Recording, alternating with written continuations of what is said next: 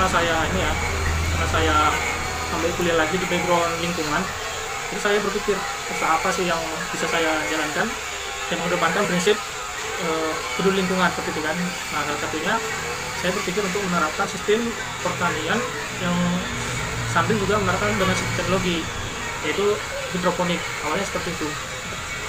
Visi misi untuk usaha yang dijalankan ini itu visinya itu adalah lebih memproduksi produk sayur yang bersih, sehat, dan berkualitas. Nah, untuk misinya itu untuk menghasilkan produk sehat, bersih, sehat, dan berkualitas ini pastinya pertama menjaga kebersihan dari perkebunan. Yang kedua itu mengurangi ataupun non pestisida untuk menjaga kualitas produk. Usaha ini bergerak di bidang hortikultur. Hortikultur adalah bidang pertanian pangan, seperti produk yang dihasilkan lebih ke produk sayur nih. Jenisnya itu ada kayak kangkung, bayam, pakcoy, ada caisim, ada samhong, sama Thailand selada dan sebagainya. Kalau produk yang dihasilkan. Oke.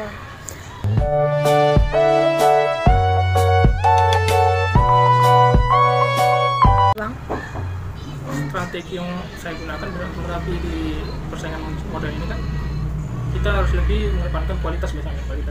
Biasanya kan kalau produk-produk yang lebih kualitas itu lebih disukai, seperti contohnya sayuran. Kalau sayurannya sayang lebih kualitas, sehat, tanpa pestisida, bersih, tidak bolong-bolong daunnya kan, seperti pasar-pasar kan banyak bolong-bolong. Kalau ini kita sayurnya lebih kualitasnya lebih bagus, daunnya bersih, lembut gitu. oke bang. Oke.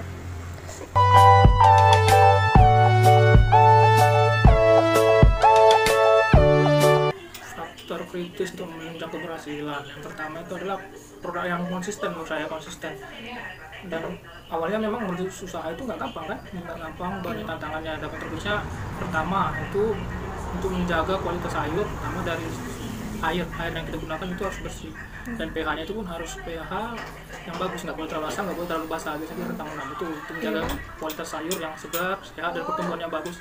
Dan untuk suhu air juga kita harus jaga suhu air di bak penampung itu harus kita jaga, tidak boleh terlalu hangat, karena dia kalau hangat itu akan membuat akar-akar tanaman jadi busuk, sehingga kalau akar itu busuk kalau akar itu udah busuk, akar tidak mampu menyerap nutrisi dengan baik, sehingga pertumbuhan tanaman tidak bagus. Oke. Lebih menjaga kebersihan sama menjaga kualitas airnya. Kalau dia kualitas airnya bagus, karena kan karena faktor yang menunjang keberhasilan itu kan di air bakunya nih, air kan hidroponik kan, jadi media utamanya adalah air. Jadi kalau airnya nggak bagus, otomatis pertumbuhan tanaman juga tidak bagus itu. Oke bang. Berarti banyak juga faktor-faktor yang harus diperhatikan ya bang, Iya. dalam menjalankan usaha ini. Untuk menunjang keberhasilan sih situ. Oke bang.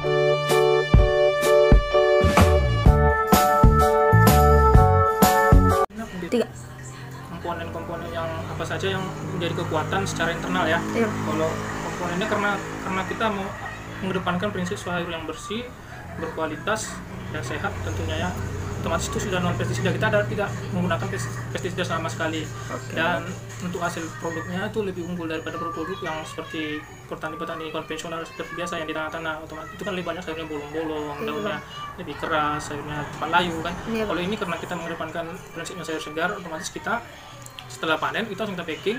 Nah, jadi setelah packing kita langsung menjual ke masyarakat, dan untuk harga itu biasanya kita lebih tinggi juga dibandingkan sayur-sayur konvensional. Untuk seperti contohnya seperti kangkung ya, kangkung biasanya kalau di pasar 3-5 ribu ya. Iya, Bang. Nah, sedangkan kita jual paling murah itu kangkung itu 7.000 per ikannya, dengan berat bobot per ikannya itu 400 gram.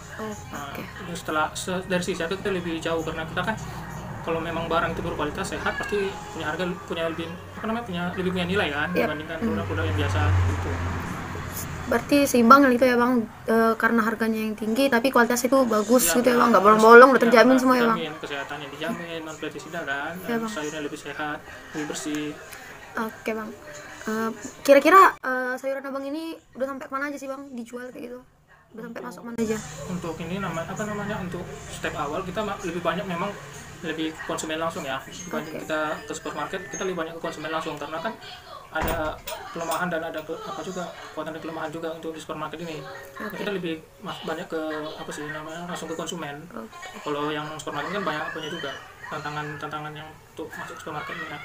Contohnya seperti kalau supermarket seperti barang sisa itu kan, itu misalnya produk nggak laku kan kita yang nanggung gitu. Kalau kita bisa langsung jual ke masyarakat langsung kan, otomatis kita lebih sayur kita nggak ada yang sisa kan, langsung habis ke masyarakat semua, langsung ke konsumen semua kan. Nah, itu ya ada kekuatan dan kelemahannya juga. Kalau ke supermarket kan kita menang nama gitu kan di supermarket. Itu dia. Oke bang.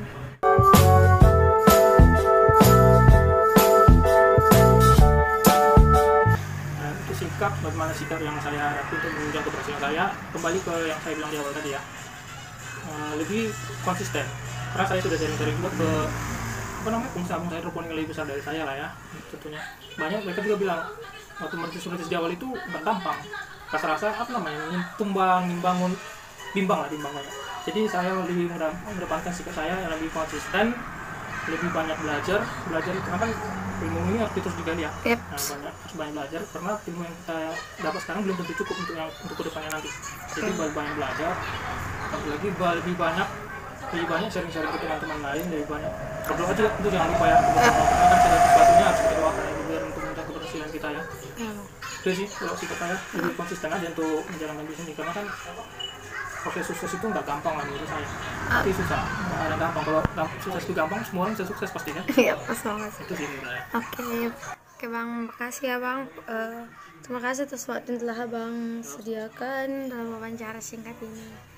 Semoga usaha abang lebih semakin sukses ke depannya dan makin lebih dikenal oleh masyarakat dan bisa lebih go ke pemasaran lebih besar lagi ya bang.